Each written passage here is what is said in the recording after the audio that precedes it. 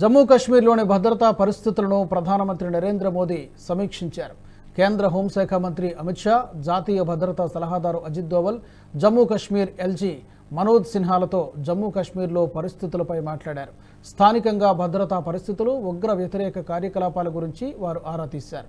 ఈ క్రమంలోనే ఉగ్ర నిరోధక సామర్థ్యాలను పూర్తి స్థాయిలో రంగంలోకి దించాలని ప్రధాని ఆదేశించినట్టు తెలుస్తోంది. యాత్రికులే లక్ష్యంగా ఇటీవల జమ్మూ కాశ్మీర్లోని పర్యాటక బస్సుపై ఉగ్రవాదులు జరిపిన దాడిలో 9 మంది ప్రాణాలు కోల్పోయారు. కఠువా జిల్లాలోని హీరానగర్ సెక్టార్లో ఒక ఇంటిపై ఉగ్రవాదులు దాడి చేశారు. భద్రతా బలగాలు చేపట్టిన ఆపరేషన్లో 2 ఉగ్రవాదులు హతమయ్యారు. ఎదురు కాల్పుల్లో ఒక సిఆర్పీఎఫ్ జవాన్ అమరుడైనట్టు అధికారులు తెలిపారు. దోడా జిల్లాలోని భదర్వా పఠాన్కోట్ రహదారి సమీపంలోని ఒక చెక్పోస్టుపై ఉగ్రవాదులు జరిపిన దాడిలో రాష్ట్రీయ రైఫిల్స్కు చెందిన 5 సిబ్బంది, ఒక పోలీసు అధికారి గాయపడ్డారు.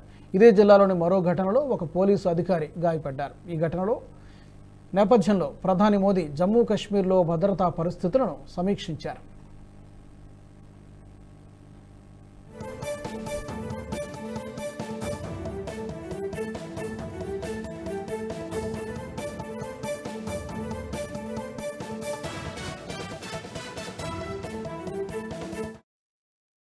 ఈ వీడియో మీకు నచ్చినట్టయితే లైక్ చేయండి, 10 మందికి షేర్ చేయండి. అలాగే కామెంట్ల రూపంలో మీ అభిప్రాయాలను మాతో పంచుకోండి. Nationalist hub group of channels ను సబ్స్క్రైబ్ చేసుకుని తెలుగునాట జాతీయవాద జర్నలిజాన్ని ప్రోత్సహించండి. ఈ వీడియో కింద ఉన్న బెల్ ఐకాన్ పై క్లిక్ చేయడం మర్చిపోవద్దు.